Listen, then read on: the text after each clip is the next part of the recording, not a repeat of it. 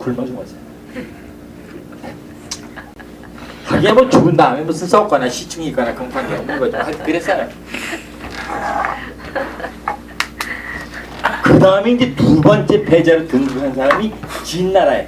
대국의 진나라가 중원에 바로 북쪽에 있던 나라인데 진나라의 진문공이에요. 근데 이 사람은 팔자가 참으로 기구한 게 역시 그 권력 쟁탈전에 밀려가지고 자기 형이 제 나라 이제 그 진나라의 이제 군위에 즉위하면서 그 밑에 동생들이 딴 나라로 다 도망갔어요. 예를 들어서 여러분들 그 이슬람권 있어? 이슬람권은 중세까지도 그랬어요. 형제가 아무리 많아도 그 중에 하나가 왕이 되면요 나머지 형제를 전부 다 죽였어요. 이슬람권이요. 실제 그랬어요. 형제가 몇십 명이다가 한 명도 안 살리고 전부 다 처형을 해요. 그래야 왕권이 공고히 돼요. 말하자면 전국시대에도 춘추시대가 정확히 318년이고 전국시대가 230년인데 232년인데 그 300년 동안에 부하들이나 친족들한테 살해당한 군주가 36명이 넘어요. 그때도 이 권력을 위해서는요 형제도 지랄이고 새끼고 없는 거예요. 초나라의 초성왕이 자기 큰아들을 태자로 봉했다가 나중에 마음이 바뀌어서 그 마음이 왜 바뀌는 거 아니에요? 처불었잖아요. 여러분들 아시죠? 혹시 도범은 처불 둬서 처에서 애가 나면요 본처의 새끼 보기 싫어요. 첩의 새끼야 첫째. 그래서 태자를 바꾸는 거예요. 그래서 난리가 나는 거예요. 그러니까 태자를 바꿀 거라는 확신이 있으면은 그 태자가 가만 안 있죠. 반란을 일으켜요. 그래가지고 초성왕을 궁중에서 아들이 포위를 했어요. 그러니까 초성왕이 그나마 머리를 쓰겠다고 요리사를 시켜서 지금 곰 발바닥을 삶고 있는 중이니까 곰 발바닥이 그 삶는데 물렁 걸리는 시간이요. 그게 이제 말하자면 먹을만하게 그 말랑말랑해지려면은 그 엄청 시간이 걸려요. 야 마지막 죽기 전에 곰 발바닥이나 지금 삶고 있으니까 그거나 먹고 죽자 하니까 아들이 안 된다고 해서 목을 매 죽였어요. 권력이라는 게 그래요. 그래갖고 진나라의 그 문공은 43살 때 권력 쟁탈전에서 몸을 빼가지고 망명길에 올라가지고요. 자그마치 19년을 망명을 했어요. 그게 62살 때까지 망명을 했어요. 그 당시 62살이면 지금으로 따지면 오늘 내일 92살 비슷한 나이에요. 그 각국을 다니면서 별 벌채를 다 받고 그렇거든요. 한 달에서 내쫓긴 공자니까 그게 무슨 크게 대접받을 일이 뭐가 있어요. 그런데 그 사람이 참으로 대단했던 거예요. 그 당시 그 사람의 싹수를 보고 쫓아나온 충신들이요. 그 사람들이 비상한 사람들이에요. 그 사람들이 나중에 진나라 초석을 놓은 사람들인데 조철한 사람이 있었고 호원이란 사람이 있었고 계자추란 사람이 있고 거기 그 계자추란 사람이 여러분들 아마 아실 거예요. 계자추 얘기 들어본 적 있어요? 그 말하자면 중이가 이 나라 저 나라 다니면서 이제 그 어떤 나라에서는 받아줘서 밥을 먹이고 어떤 나라는 문 밖에서 내쫓아요. 여비가 없고 노자가 떨어져가지고 전부 다 밥을 못 먹어서 길가에 이렇게 축 처져 있는데 그 계자추가 어디서 고깃국을 한 그릇 얻어온 거죠. 그러니까 중이가 진문공의 이름이 중이에요. 중이가 너무나 배가 고팠기 때문에 어디서 얻어왔는지 물어보지도 않고 그걸 후딱 먹어버린 다음에 배가 불러지니까 그때 물어본 거죠. 너 고깃국 어디서 얻었냐 하니까 계자추가 웃으면서 그런 거예요. 제 넓적다리 살로 끓인 거라고. 기억나세요? 그 삼국지의 유비가 도망가다가 유한이라는 사람 집에 묵었을 적에 그 유비를 알아보고 집에서 해줄 게 없어서 유한이라는 사람이 자기 처를 죽여서 가슴살을 가지고 국을 끓여준 기록이 삼국지에 있어요. 물론 뭐 사실인지 아닌지 그건 알 수가 없어요. 예, 그런 기록이 있는데 딱 그 생각이 나더라고요. 그렇게 말하자면 중신들 몇 명이 19년간을 동행을 했어요. 그래가지고 결국 진나라의 목공이 중이를 진나라 군주로 옹립을 시켜줬죠. 그래갖고 친하고 그때부터 친하기 시작했는데 결국 나라라는 건 이익에 따라 움직이기 때문에 또 친한 게 얼마나 가겠어요. 나중에 진나라하고 전쟁이 났는데 얼마 되지 않았죠. 전쟁이 났는데 그게 이제 한원대전이라고 그래요. 근데 이 얘기를 왜 하는 거니? 그때 아주 재밌는 얘기가 있어요.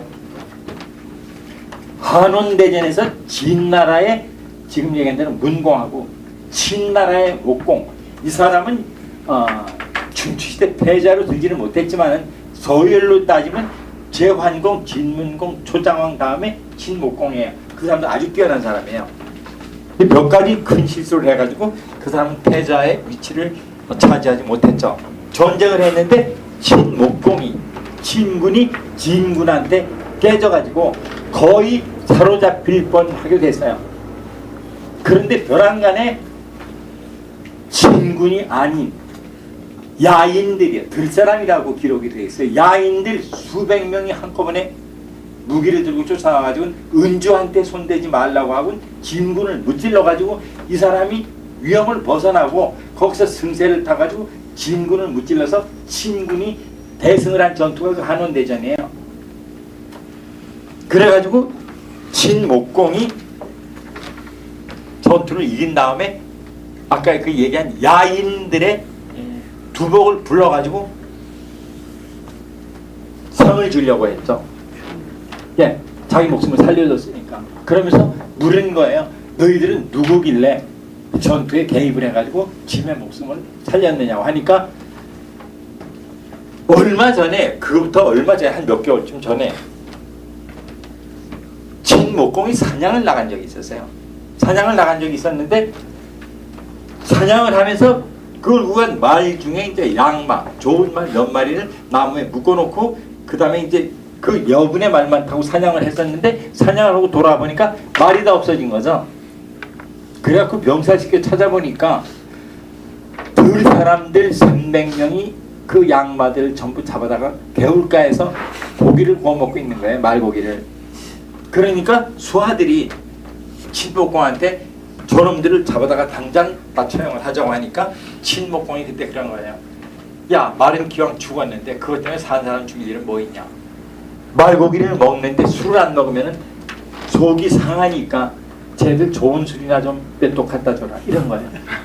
그래가지고 그 들사람들이 훔친 말을 잡아먹으면서 친목공이 하산 술을 먹으면서 감격을 한 거죠. 그래가지고 친목공이 한원대전에서 위기에 몰렸을 적에 목숨을 걸고 덤벼서 전세를 바꿔놓은 게 한원대전이에요. 그 다음에 또 한 가지 전쟁에서 그 아주 재미있는 에피소드가 있는데 여러분들 결초고원이라는 얘기 들어보셨죠?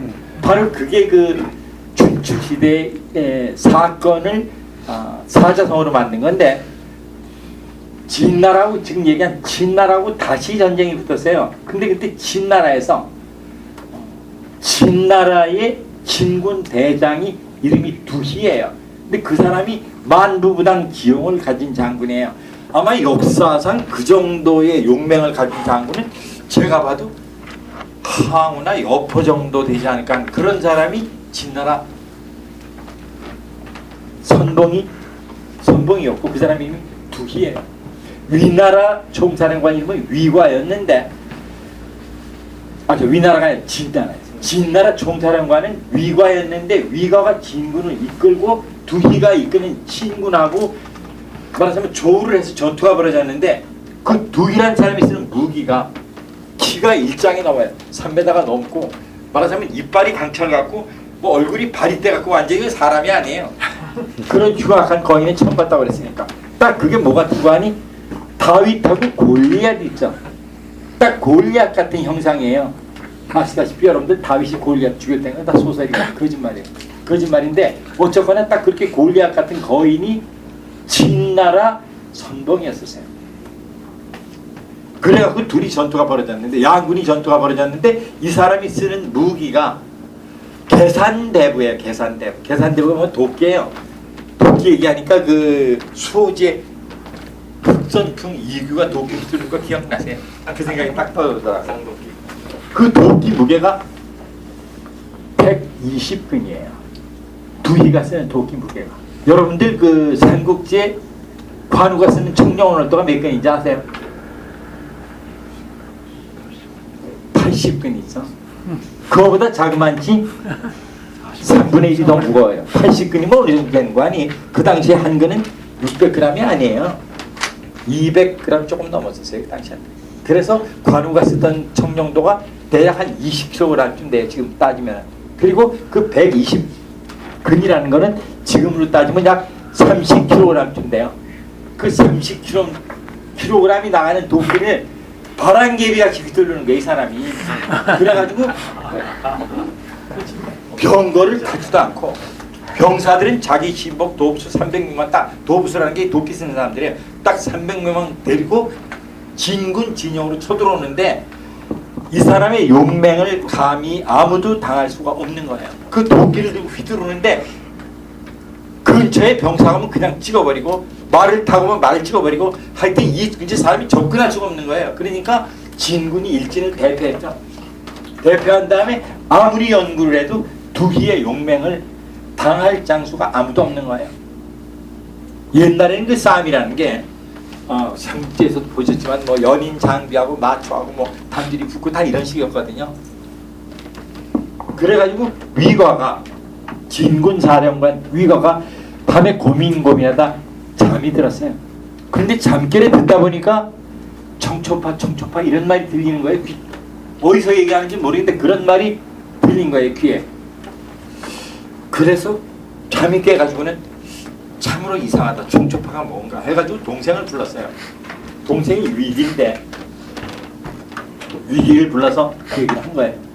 야, 내가 그 두희의 그 용맹을 도저히 우리 진에서는 감당을 할 수가 없어서 고민 중에 잠이 들었는데 잠결에 들으니까 청초파한테 그게 무슨 소리니 했더니 동생이 얘기를 하는 거죠.